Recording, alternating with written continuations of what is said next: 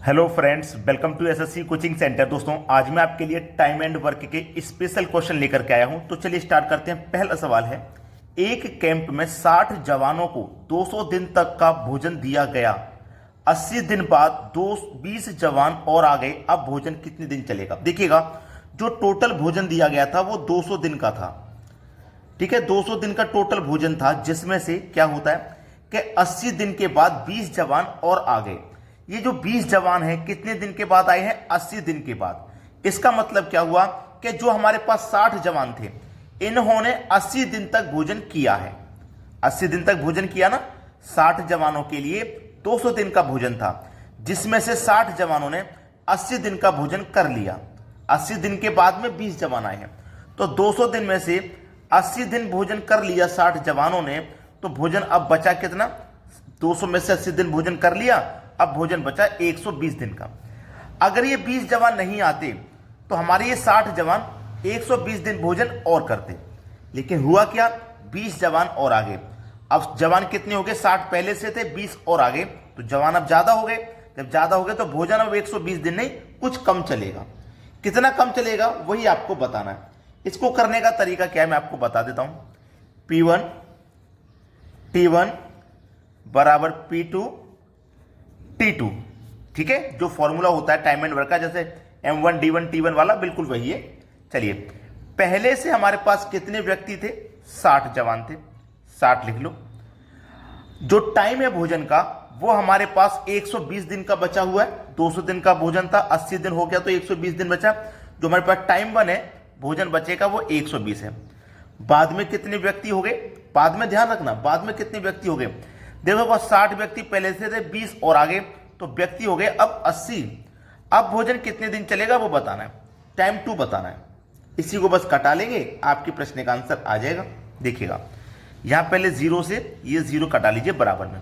ठीक है, अब देखो 8 से कटाऊंगा मैं, तो 8 से 120 कट जाएगा। 8 से कटाएंगे, 8 एक 8, 4 बचेगा 40, 8 पंजे 40, 15 बार में 15 का गुना 6 से कर दो, 15 छिक्के 90। इधर कितना हो गया? 90। इधर कितना बचा? टाइम 2। अब देखो 80 व्यक्ति हो गए थे। सैनिक कितने हो गए? जवान कितने हो गए? 60 पहले से थे, 20 और आगे, तो 80 हो गए। तो उन 80 जवानों के लिए जो भोजन है वो 90 दिन चलेगा। अगर 80 नहीं होते, ये 20 नहीं आते, 60 ही रहते, तो 120 दिन चल जाता। लेकिन 20 और आगे, तो वही भोजन अब 90 दिन तक चलेगा। यानी कि पहला ऑप्शन बिल्कुल सही जवाब है। अब देखते हैं अगला सवाल। अगला सवाल है, एक कैंप में 100 जवानों को 200 दिन तक का प्रबंध दिया गया था, लेकिन 50 दिन बाद 50 जवान और आ जाते हैं। शेष भोजन कितने दिनों के लिए पर्याप्त होगा? देखिएगा, सबसे पहले भोजन कितने दिन के लिए था? 200 दिन के लिए था, जिसमें से 50 दिन के बाद 50 जवान और आ गए। 50 दिन के बाद आए हैं ना, तो इन 100 जवानों ने 50 दिन तक तो भोजन कर लिया है। तो बचा कितना भैया? 200 दिन का भोजन था, 50 दिन कर लिया, तो 150 दिन का ही तो बचा। अगर ये 50 जवान और नहीं आते तो हमारे ये 100 जवान 150 दिन भोजन और करते। तो वही लगा दो, P1 T1 P2 और T2। ठीक है, P1 कितना है हमारे पास? कितने व्यक्ति थे, कितने जवान थे? 100 लिखेंगे। टाइम 1 कितना है हमारे पास? देखो, 150 दिन भोजन कर लिए है ना, बचा कितना है? 150 दिन।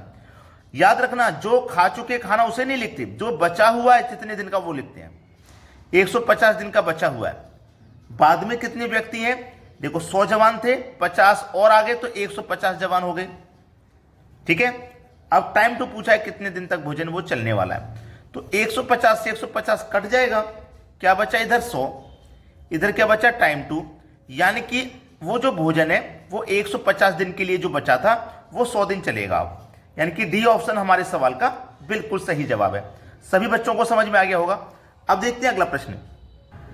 अगला प्रश्न है, एक ठेकेदार ने किसी कार्य को 124 दिन में पूरा करने का ठेका दिया और उस कार्य पर 120 व्यक्ति रखे। 64 दिन के बाद उसको ज्ञात हुआ कि 2/3 कार्य पूरा हो चुका है। अब वह कितने कर्मचारियों को कार्य से मुक्त करे जिससे कार्य समय पर समाप्त हो जाए? उसने कार्य 124 दिन में करने का ठेका लिया है। अब इस 124 दिन में से 64 दिन काम हो चुका और उसको यह भी पता लग गया कि 2/3 काम हो गया 64 दिन में। 124 दिन में काम करना था, जिसमें से काम 64 दिन हो चुका, और 64 दिन में काम कितना हो गया? 2/3 कार्य हो चुका है। अब 124 दिन का काम था, जिसमें से 64 दिन हो गया, तो बचा काम कितने दिन में करना है? 60 दिन में करना है। तो देखिएगा, हमारे पास कोई एक काम है जिसमें से 2/3 हो चुका है। जो काम हो चुका है उसे माइनस कर देंगे। तो एक काम है उसमें से 2/3 हो चुका है, तो 2/3 को माइनस कर देंगे। जो बचा हुआ है पता लग जाएगा। 3 एकम 3, 3 में से 2 माइनस कर दो तो बचेगा 1/3। ये हमारे पास बचा हुआ काम है। तो हमें 60 दिन में कितना काम करना है? 1/3 काम करना है। और वही फॉर्मूला लग जाएगा, P1 T1 बटे में W1 बराबर P2 T2 बटे में W2। यहां वर्क भी दिया गया तो बटे में वर्क आ गया, पिछले क्वेश्चन के जैसे। कितने व्यक्ति हैं भैया? सबसे पहले हमारे व्यक्तियों की संख्या कितनी लगाई गई है काम पे? 120। 120 टाइम कितना है? टाइम हमारा 64 दिन काम हुआ है। ठीक है, वर्क कितना कर लिया? 2/3 वर्क कर लिया बराबर। बाद में कितने व्यक्तियों को कार्य से मुक्त करने की बात कर रहा है? हमने 120 व्यक्ति लगाए हैं। अब कुछ व्यक्ति हमें मुक्त करने, कार्य से हटाने हैं। तो हटाने कितने नहीं पता, तो x हटा देते हैं 120 में से। ठीक है, x हटा देते हैं। अब बचा हुआ काम कितने दिन में करना है? मैं 60 दिन में। और कितना काम है जो करना है 60 दिन में? वो 1/3 काम बचा हुआ है, ये करना है। आप देखिएगा, 60 से 120 2 बार में कट जाएगा। ये 3 से ये 3 कैंसिल हो जाएगा। ये 2 से ये 2 कैंसिल हो जाएगा। अब आपके पास बचा क्या? इधर बचा है देखो 64 बराबर, इधर बचा 120 माइनस एक्स। अब देखो माइनस का x इधर आ जाएगा बराबर के, तो प्लस का x, इधर 120 बचा, और ये 64 बराबर के इधर आएगा तो माइनस का 64। अब आपको करना क्या है? x का मान निकल जाएगा, 120 में से 64 माइनस कर दो, 56 बचेगा। यही सवाल का सही जवाब है। कितने व्यक्तियों को हटाना है? 56 व्यक्तियों को हटाना है। बी ऑप्शन आपके प्रश्न का बिल्कुल सही जवाब है। सभी को समझ में आ गया। अब देखेंगे अगला प्रश्न। अगला प्रश्न है, एक ठेकेदार ने काम को 132 दिनों में पूरा करने का ठेका लिया और 168 व्यक्ति काम पर लगाए। 36 दिन बाद वह देखता है कि केवल 1/4 काम समाप्त हुआ है। काम समय पर समाप्त करने के लिए कितने व्यक्ति लगाने पड़ेंगे? मैं वही फॉर्मूला यहां पे लिख देता हूं, P1 T1 बटे में W1 बराबर P2 T2 बटे में W2। ठीक है, कितने व्यक्ति हैं जो काम पर लगाए गए? सबसे पहले 168 व्यक्ति लगाए गए हैं। कितना टाइम काम किया है उन्होंने? 36 दिन। 132 दिन में काम पूरा करना है, 36 दिन काम किया है। ठीक है, और 36 दिन में कितना काम हो पाया है? उसने बोला 1/4। 1/4 1/4, 1/4 का मतलब 1/4 बराबर। बाद में कितने व्यक्ति हैं? उसने बोला कि कितने व्यक्ति काम पे और लगाने पड़ेंगे। पहले से हमने लगाए थे 168, कितने और लगाने नहीं पता, तो हम इसमें x और लगा देते हैं। अब 132 दिन में काम खत्म करना था, जिसमें से 36 दिन हमने काम कर लिया, तो जो बचा हुआ काम है कितने दिन में करना है? 96 दिन में करना है। अब बचा हुआ काम कितना है? देखो, कोई काम 1 है, उसमें से 1/4 हो चुका, जो हो चुका उसे माइनस कर दो, तो 4 एकम 4, 4 में से माइनस कर देंगे 1, तो बचेगा 3/4। तो बचा हुआ काम आपका 3/4, 3/4 है बचा हुआ काम। बस सवाल खत्म हो जाएगा। इसी को कटा लेना, 4 से देखो ये 4 कैंसिल हो जाएगा। अब यहां पे हम कटा सकते हैं, देखिएगा ये 96 है, ये 168 है। किस संख्या से कटेंगे मैं अभी चेक कर लेता हूं। 4 से ये भी कटेगा, 4 से भी, 4 9 36, 4 दूनी 8, 1 बचेगा 16, 4 चौकू 16, 24 बार में कट गए। अब देख सकते हैं और कौन सी संख्या से कौन सी संख्या कट जाएगी। 3 तिया 9, 3 तिया 9, 3 अट्ठे 24 कट गया। ठीक है, 8 बार में कट गया। 8 से इसको कटाएंगे, 8 दूनी का 16, 8 एकम 8, 21 बार में ये कट गया।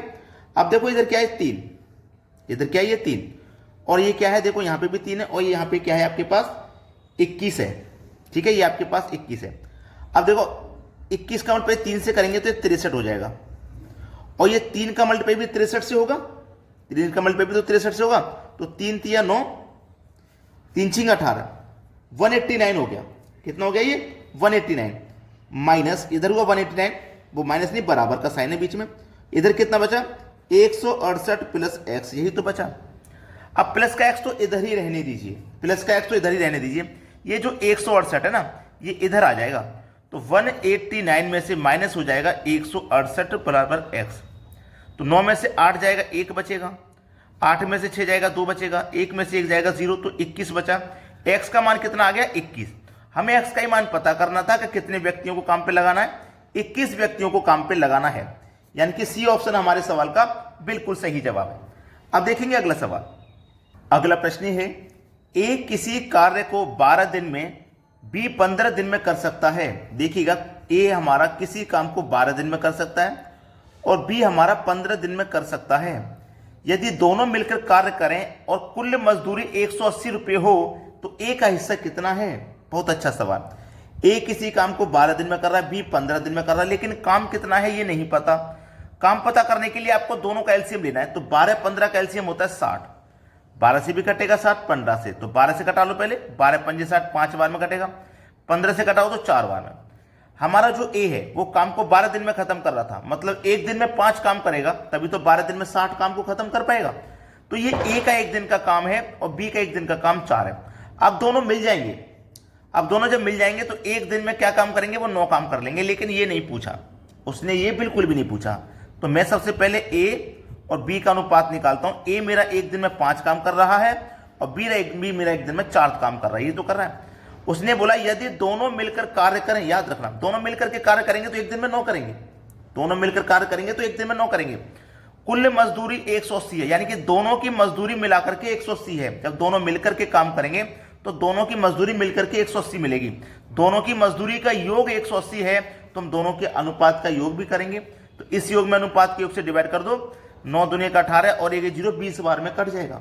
20 बार में कट के अब हो गया सवाल खत्म। अब आपसे जिसका भी पूछा उसी में मल्टीप्लाई कर दो। आपसे पूछा ए का हिस्सा कितना है, भाई ए का अनुपात मेरा 5 है तो 20 का मल्टीप्लाई 5 से कर दूंगा तो 100 हो जाएगा। बी का 4 है तो 4 से मल्टीप्लाई कर दो 80 हो जाएगा। ए का हिस्सा कितना भैया? ए का हिस्सा मेरे का 100 हो जाएगा, यानी कि पहला ऑप्शन बिल्कुल सही जवाब है। दोनों का निकाल सकते हो आप। अब देखेंगे अगला प्रश्न। अगला प्रश्न है, बाबा किसी कार्य को 10 दिन में समाप्त कर सकता है। दोस्तों, बाबा किसी काम को 10 दिन में समाप्त कर सकता है। अंशु उसी काम को 15 दिन में कर रहा है। भाई एक व्यक्ति अंशु भी है, अंशु लिख लेते हैं।